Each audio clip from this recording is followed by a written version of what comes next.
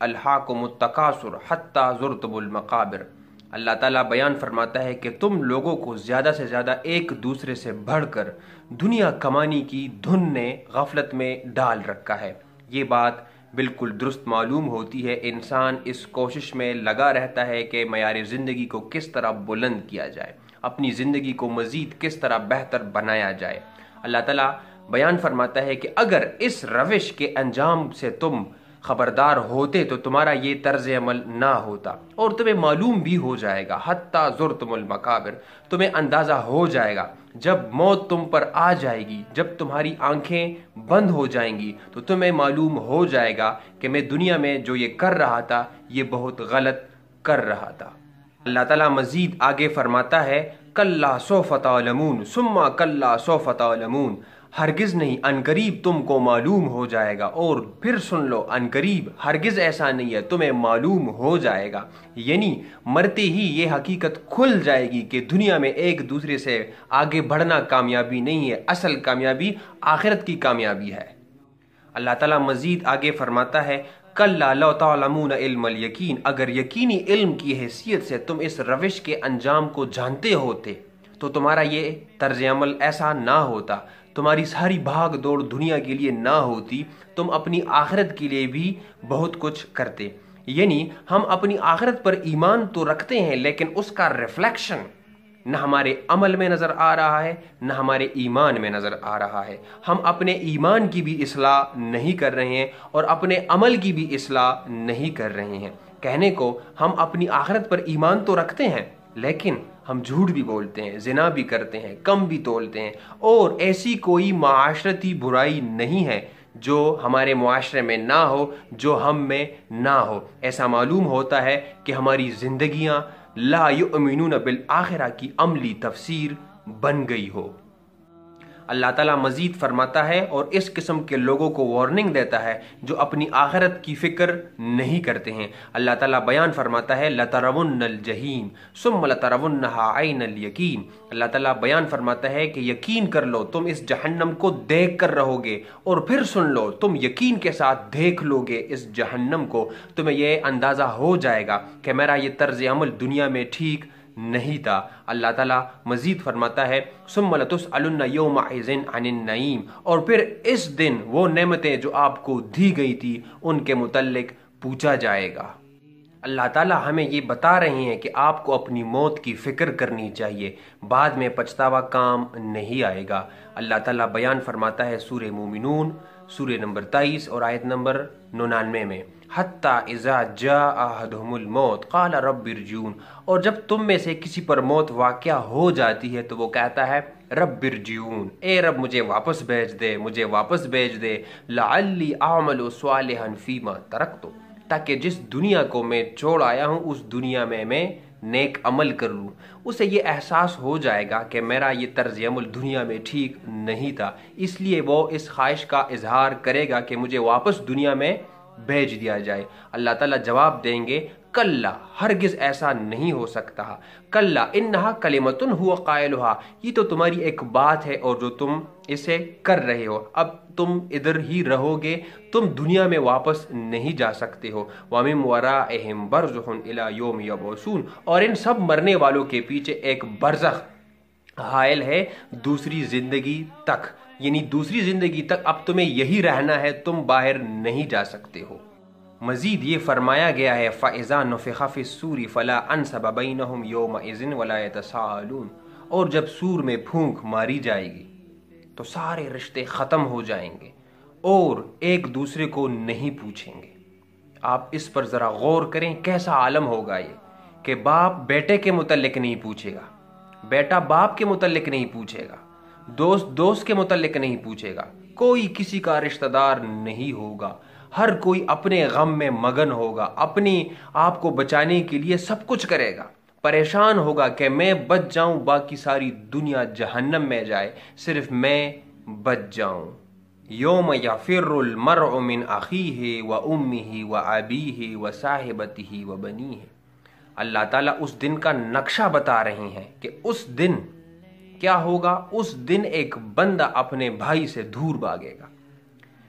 دنیا میں بھائی بھائی کے لیے کیا نہیں کرتا، سب کچھ لٹانے کے لیے تیار ہوتا ہے، لیکن اس دن دور بھاگے گا۔ وَأُمِّهِ وَأَبِيهِ، اپنے باپ سے بھی دور بھاگے گا، اپنی ماں سے بھی دور بھاگے گا۔ وَصَاحِبَتِهِ وَبَنِيهِ، اپنے بچوں سے بھی دور بھاگے گا، اپنی بیوی سے بھی دور بھاگے گا، اور وہ اس کوشش میں ہوگا کہ یہ سارے کے سارے جہنم میں چلے جائے، میرے سارے کا سارا کھمبا اور خاندان جہنم میں چلا جائے، لیکن صرف میں بچ جاؤں۔ تلفح وجوہہم النار وہم فیہا کالہون، آگ ان کے چہروں کی کھال چھاٹ جائے گی اور ان کے جبڑے باہر نکل آئیں گے، اور یہ تکلیف میں ہوں گے، پریشانی میں ہوں گے۔ اللہ تعالیٰ ان کو جواب دیں گے، علم تکن آیاتی تتلا علیکم فکنتم بہا تکذبون، کیا میری آیتیں تمہیں پڑھ کر نہیں سنائی جاتی تھی جس کا تم انکار کرتے تھے، جس کی تم تکذیب کرتے تھے؟ اللہ تعالیٰ دنیا کا حال بتاتے ہیں کہ جب دنیا میں آپ کو قرآن پڑھ کر سنایا جاتا تھا، جب آپ سنت کی بات کی جاتی تھی، جب عقائد کی اصلاح کی بات کی جاتی تھی، تو آپ روگردانی کرتے تھے، آپ انکار کر دیتے، اور اکثر یہی کہا جاتا ہے، ہمارے مسلمان بھی ان کا بھی یہی طرز عمل ہوتا ہے، جب قرآن کی آیت ان کے سامنے رکھی جاتی ہے تو یہ بات آتی ہے، وہ یہ کہتے ہیں کہ کیا فلاں حضرت نہیں سمجھتا ہے، کہ کیا فلانا علامہ نہیں سمجھتا ہے؟ یہ روش کیوں تھی؟ آخر آپ کے سامنے قرآن کی آیتیں پڑھ کر سنائی جاتی تھی، تب بھی آپ ہیلے اور بہانے تراشتے تھے۔ تکذیب یہ بھی ہے کہ انسان کسی بات کی سچائی کا قائل ہو، اس پر ایمان بھی رکھتا ہو، لیکن عمل میں اس کا ریفلیکشن نہ ہو، اس کا ظہور نہ ہو۔ یعنی قرآن پر سب تو ایمان رکھتے ہیں، ہم سب کہتے ہیں کہ اللہ تعالیٰ کا کلام ہے، ہم سب کہتے ہیں کہ اس میں جو چیزیں لکھی ہوئی ہیں یہ بالکل سچ ہے، لیکن کیا ہمارے عمل میں اس کا ریفلیکشن ہو رہا ہے؟ کیا ہمارے عمل میں اس کا ظہور ہو رہا ہے؟ اس پر ہمیں سوچنا چاہیے۔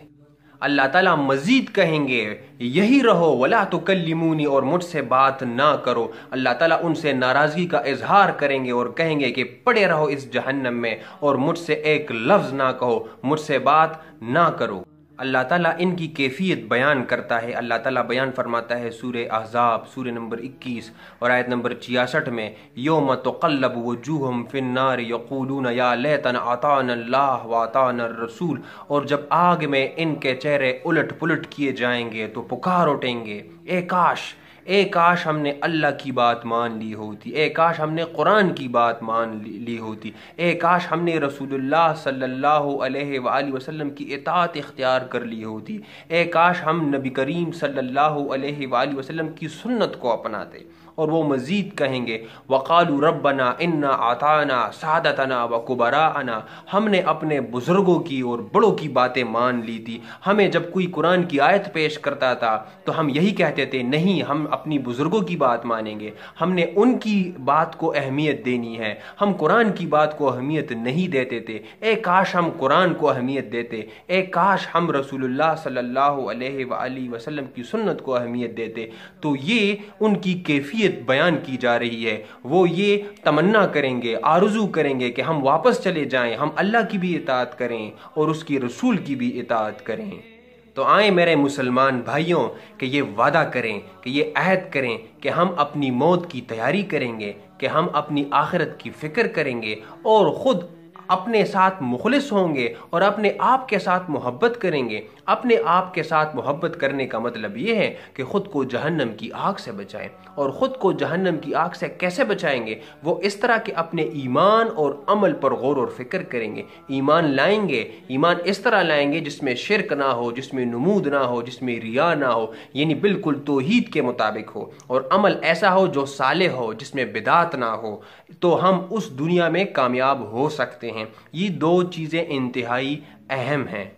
اسی تناظر میں اللہ تعالیٰ بیان فرماتا ہے سورہ کہف سورہ نمبر 18 اور آیت نمبر 110 میں، فَمَنْ كَانَ يَرْجُو لِقَاءَ رَبِّهِ فَلْيَعْمَلْ عَمَلًا صَالِحًا وَلَا يُشْرِكْ بِعِبَادَةِ رَبِّهِ أَحَدًا، اور جو اپنے مالک سے ملاقات کی امید رکھتا ہے تو اسے دو کام کرنے چاہیے، ایک ہے عمل صالح اور دوسری چیز یہ ہے توحید، یعنی اس توحید میں وہ شرک نہ کرے، وہ اپنے رب کے ساتھ عبادت میں کسی کو بھی شریک نہ کرے، وہ رازق، خالق، مالک ایک اللہ کو مانے، وہ الوہیتی صفات کسی دوسری مخلوق میں نہ مانے۔ تو یہ ہے وَلَا يُشْرِكْ بِعِبَادَةِ رَبِّهِ أَحَدًا، یہ اپنے رب کے ساتھ کسی کو بھی شریک نہ کرے، نہ تار کو شریک کرے، نہ بابا کو شریک کرے، کسی مخلوق کو بھی شریک نہ کرے۔ تو اپنے آپ کے ساتھ محبت کا مطلب یہ ہے کہ عمل صالح اختیار کی جائے، اور دوسری بات یہ ہے کہ ایمان پر غور و فکر کریں کہ کہیں ایمان میں شرک نہ آ جائے۔ اللہ تعالیٰ سے دعا ہے کہ ہم اپنی موت کی تیاری میں لگ جائیں، اپنی آخرت کی تیاری میں لگ جائیں، اور اس پیغام کو دوسروں تک بھی پہنچائیں۔